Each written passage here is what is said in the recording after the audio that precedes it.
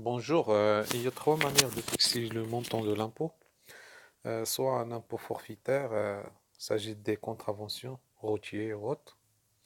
Soit un impôt proportionnel, TVA, c'est-à-dire il est calculé proportionnellement au produit vendu. C'est-à-dire, il prend par exemple, si tu prends par exemple un produit de 100 euros et 20% c'est 20 euros, ben, etc. Un produit de 150 ou un service de 100 ou de 80, ben, il prend toujours les 20%. Mais même l'impôt proportionnel, il n'est pas fixé à 20%. Il peut être à 14%, parce que c'est des produits basiques, des produits pharmaceutiques, ainsi de suite. Donc, impôt proportionnel, c'est celui qui prend en compte euh, le produit lui-même. C'est-à-dire, est-ce qu'il est cher, il est moins cher. Et le montant, il change par rapport aux nécessités du produit. Comme j'ai dit, les produits pharmaceutiques, ils ont un TVA réduit des produits de consommation normale, de luxe, ça peut aller jusqu'à 25% dans certains pays, par exemple comme la Suède. En France, il s'agit de 20% de la TVA, on va dire la plus généralisée, mais on a des taux plus ou moins différents. Impôt progressif, c'est celui qui nous concerne. C'est un impôt appliqué sur les revenus. Ben, les revenus, supposons par exemple, supposons maintenant qu'il y a un foyer composé de deux personnes plus deux enfants. Donc l'impôt sur le revenu, eh ben, ils ont un revenu de 100 000. Pour arriver à un revenu global de 90 000, il faut en déduire les charges déductibles. Charges déductibles comme le transport, l'épargne retraite, il y en a beaucoup, c'est personnalisable. C'est-à-dire, on peut par exemple prendre des charges forfaitaires à 10%. Et dans ce cas, c'est l'administration qui l'impose. Si vous doutez que vous engendrez beaucoup de charges, euh, que vous estimez les 10% il est insuffisante, et ben vous pouvez par exemple mettre ce que vous pouvez, ce que vous voulez, à condition de garder les justificatifs, car l'administration fiscale il peut vous le demander. Par exemple, les charges fiscales, je vais y revenir. Charges fiscales aux charges déductibles. Charges déductibles, par exemple. Hmm, charges déductibles.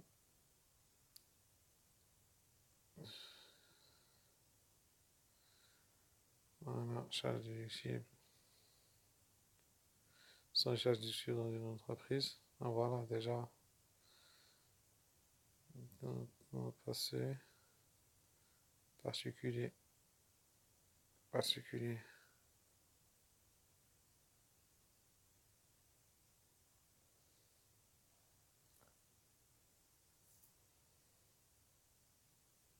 Épargne retraite. Pension alimentaire aussi. D'autres charges. Frais d'accueil sur votre toit, personnes âgées.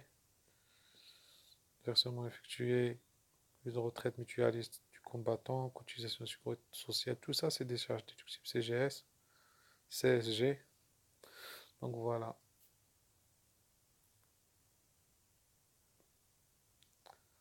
Donc on a dit que les charges déductibles, eux, ils sont déterminés à 10% si vous faites rien. Mais si vous jugez que les 10% c'est insuffisant, vous pouvez par exemple chercher dans les charges déductibles celui qui vous convient et après vous les déduirez de 100 000. Vous retrouvez un autre montant que 90 000. Dans ce cas, on a pris le compte de charges déductibles euh, prédéfinies par le fisc. Donc on a un revenu net global de 90 000.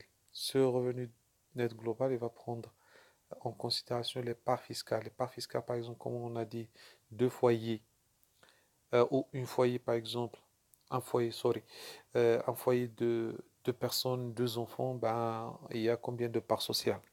Ben, les parts sociales, dans ce cas, il y en a trois, car euh, euh, la femme une part, euh, une part fiscale.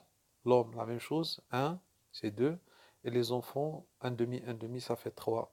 Mais après, il faut déterminer combien vous avez le foyer fiscal et les... Donc, part fiscale, part fiscale, c'est très important cela. Si vous voulez mettre le troisième enfant, il sera considéré comme une part entière. C'est-à-dire au-delà de deux personnes, au-delà de deux enfants, le troisième il est considéré comme une part sociale. C'est-à-dire au lieu de diviser par combien? Par 3, eh ben, vous divisez sur 4. Ben, on va faire l'image. Vite fait comme ça. Voilà. Deux personnes mariées au paxé. Nombre de parts, 2. Donc célibataire divorcé séparé 1. Célibataire divorcé séparé aussi 1. Veuf 1. Marié, paxé. Donc deux enfants. Donc on a dit 3. Vous voyez? Si vous prenez par exemple 2, donc il y a combien d'enfants? On a 2. Marié au paxé, eh ben, ça devient 3. Mais au-delà de 4, de 3 enfants, ça commence à être 4, 5. Et après, une part sociale pour un enfant. Donc, vous voyez? Donc, c'est très intéressant. Dans notre exemple de 3 parts sociales, s'il y avait le troisième enfant, on va multiplier, on va diviser par 4. Donc, les 90 000 divisé par 4, c'est pas divisé par 3. Divisé par 4, divisé par 3, ça donne combien? Ça donne 30 000. Si on divise par 4, ça donne combien? On va voir. Donc, 90 000 divisé par 4, on donne 22 000. Ça, c'est très intéressant. 22 500. Ben, les 22 500, ce n'est pas les 30 000. C'est-à-dire ici, dans les tranches marginales d'imposition, je vais faire comme ça. Dans les tranches marginales d'imposition, eh ben, on n'aura pas à aller vers la troisième tranche. Donc on serait que ici. Vous voyez? Donc, jusqu'au donc 22 500, donc on va jusqu'au 9 000 mettre les 0%, 9 800. De 9 800 à 22 000, il y en a combien? Il y en a presque 13 000. Donc on va faire comme ça. S'il y en a 4, on va mettre par exemple moins 9 et 107. Et bien les 12 000,